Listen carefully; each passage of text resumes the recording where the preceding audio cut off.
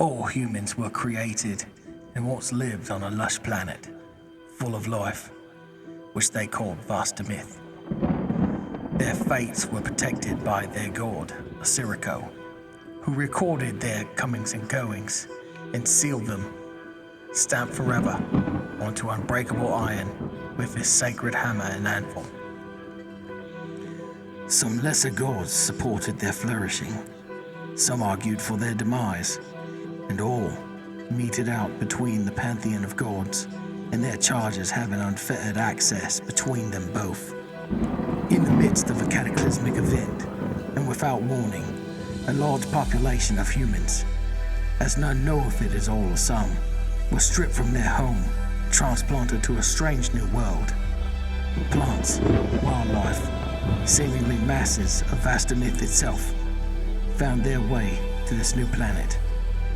The gods they prayed to and heard from their entire existence were no longer responding to their cries, nor walking in their presence. Seemingly abandoned in this strange new world, the surviving humans managed to restart their society under a newly appointed king, and with the help of the sentient race close by them, called elves, built a new city. Over the next 2 decades, they learned of many other races sharing their same story, torn from their homeworlds and with little to no connection to their gods. This had happened several times before, with no answers as to why. Then, one of these fateful races called the Ginto made contact with their deity Idero. He had managed to trade his immortality and separation from his creation for a supermortal status, and came down to Terminus, this new world, as a dark and twisted version of himself to oppress and rule. Asari, the human god of wrath, joined him, attaining a high mortal state to once again make contact with the physical realm.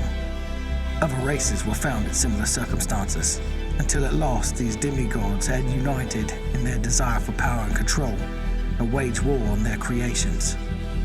This culminated in a 10-year war across the continents of Terminus, bringing life and freedom to the breaking point. Finally, aided by celestial warriors known only by their titles, war wizards, these unwilling immigrants were able to emerge from their safe havens, known as sanctums, and fight back against the tyrannical dark armies. And just as Idero, now called the Ravaging Lord, seemed to have the final victory within his grasp, the power of ancient times was awakened. Dragons from the dark recesses of the world. Their supreme leader, Roknathamos, destroyed Idero in an instant and turned the lesser races to annihilate them as well. The annals of history speak of a small creature descending from the heavens and speaking plainly to the dragon, words that all present were able to understand. Then, as quickly as it had come, it was gone, and the terrible dragon flew back to his resting place and was not seen again. It has been over 450 years since humans arrived on Terminus. More races suffered these collision events. More scholars work on what the meaning of the Dragon King's appearance and retreat is, and the celestial being that spoke softly to him. The document, known only as the Dragon Accord, is said to outline an agreement between celestial powers far above Osirico Station and the dragon rulers of Terminus that seem connected to the collisions.